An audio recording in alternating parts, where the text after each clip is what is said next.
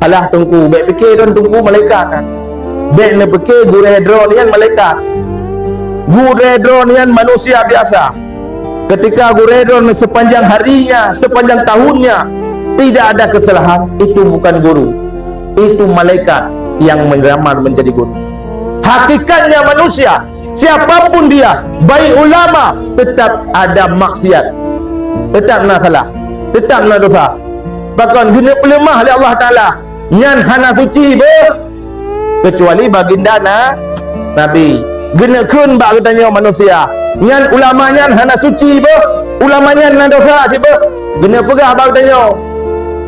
Cuman katanya seolah-olah awak takalan ulamanya, seolah-olah awak takalan ulamanya sampai nak salah baca ni hana salah berarti malaikatnya.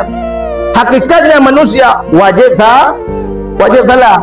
Maka orangnya kadang-kadang lo uji oleh Allah Ta'ala kepada katanya gepelimah ayat gure bak katanya kan ku gure nyan cobaan nyan tu katanya berusaha waktu masa-masa kampanye politiknya bak kalian gure katanya taraplah PA alhamdulillahnya gure lo balik-balik saja dah waktu gure kata membelah Golkar nyan gure jamun lo nyokal impartai dan sebagainya hanjit benar yang tetap gure itu karena tidak ada mantan pada 3 orang dalam Islam. Yang pertama orang yang telah melahirkan kita, membesarkan kita.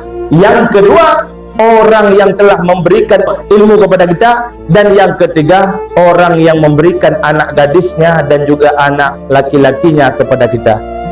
Uruci nyan hana mentali mesti apabila kita nyok kata menceri ngon Bang Joninya, ayah Bang Joninya, dari pertama kita nikah sampai ke depan itu orang tua tidak boleh kita nikahkan lagi.